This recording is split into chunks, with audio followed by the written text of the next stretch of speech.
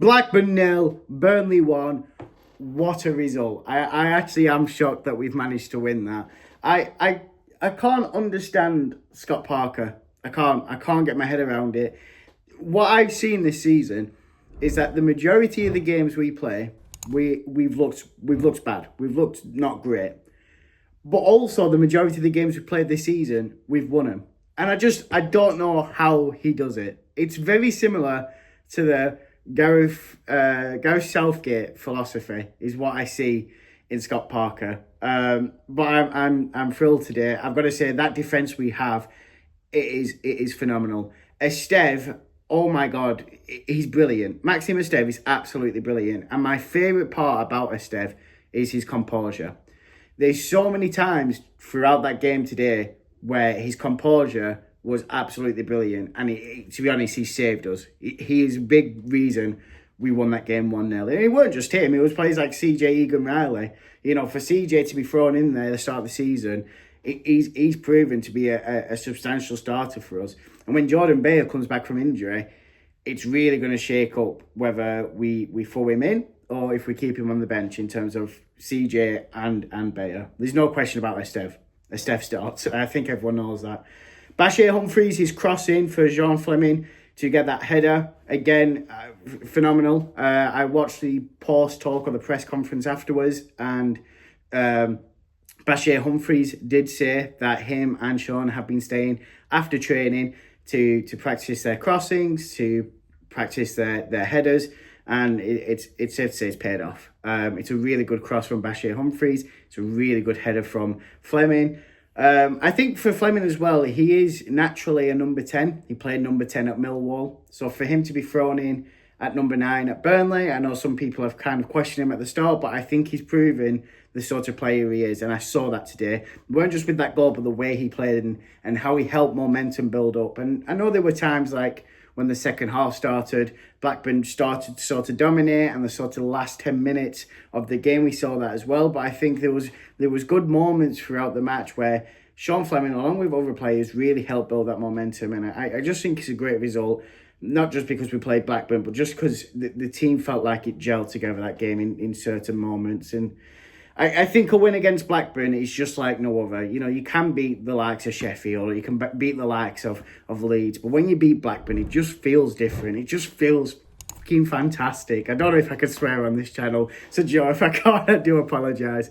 But yeah, brilliant. I also wrote a couple of things down on my book that I think some of you will appreciate as well. The last time Blackburn won this derby, the East Lancashire derby, was back in March 2010. So I decided to write a few facts that what the world was like back in 2010 to really comprehend how massive Burnley is and how massive Burnley has been for the past 15 years. So the first one I'm going to start with is Luke Littler. Luke Littler, who just won the World Darts Championship, I think it's called.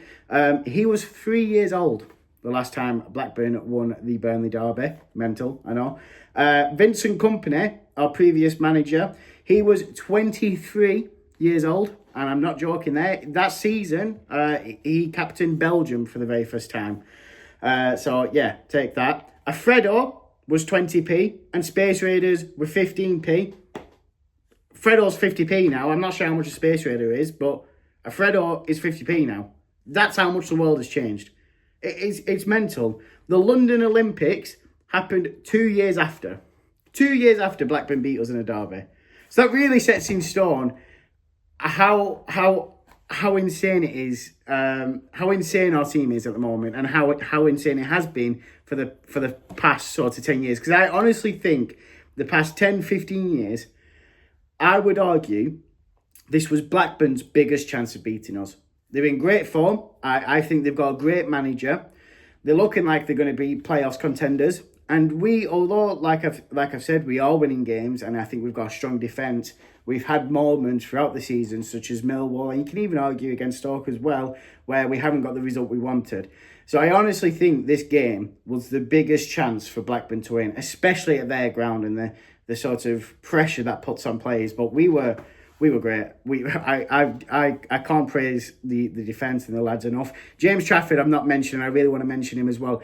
James Trafford, oh my God, them last 5 minutes, as well as throughout the game, he's really becoming the player that we saw in the Euros under 21s and the glimpses we saw at Bolton as well. I'm starting to see that from James Trafford. Do I think he'd be ready for the Prem if we was to go up next season? That's a different conversation. But what I can say is he's most definitely ready for the Championship, and he's proving that game in, game out. There were so many clearances that he committed to. And I think one thing we noticed last season in the Prem, and a big example of this was the Luton game, the 1-1, is that James Trafford in the Premier League struggled to command his box. That area, he really struggled to command him, made himself prominent in that box. Today we saw that from James Trafford, and we've seen that multiple times this season where the ball has come into the box and he's cleared it out straight away, and it's nothing compared to him. So I'm really happy to see that from James Trafford as well. It's a great result all around, and I know I keep saying it. Last thing I'll probably mention is that I've been on a few live streams, and I have said on TikTok a couple of times that I don't know what's just happened here. I have said on TikTok and on the live streams a couple of times that I am Scott Parker out. And when I mean out, I don't mean second straight away. I mean, in January or at the end of the season, get rid of him. Because I saw it as a fail. If we don't go up, we failed. If we do go up, if we do go up, I don't think he keeps us up. And I still believe that second part where if he does keep us up, we failed it's a failure. But one thing I'll say about Scott Parker is that not many managers would be pulled under the rug like he did, where the last couple of weeks of the transfer window, we had so many players just completely gone, and he's had to sort of work from scratch in some sense. So, like I said, I have said a few weeks ago that I'm Scott Parker out. I have changed my mind. I'm willing to put my hands up and say that I have made a fool of myself. Although I do think we don't look good in games, we are getting results, and that's what matters. We've got results against Sheffield United, we've got results against Leeds United, and we've got results against Blackburn Rovers, and that for me, that's what counts. If we can go up against them big teams and can really make a result out of ourselves, that's what it counts. And I have faith that Scott Parker will take us the right direction this season. Again, I stand by the fact that if we go up with him, we go straight back down. So I hope the board have a list of managers just in case things go wrong, because we can't do a Vincent Kompany where we stay with him all season, he leaves us and we're in trouble.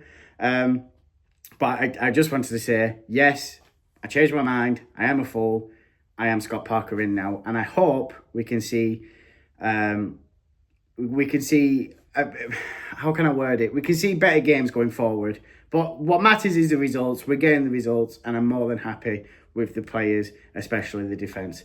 That pretty much covers it. If you have watched all of this, thank you. I appreciate it. Take care, guys.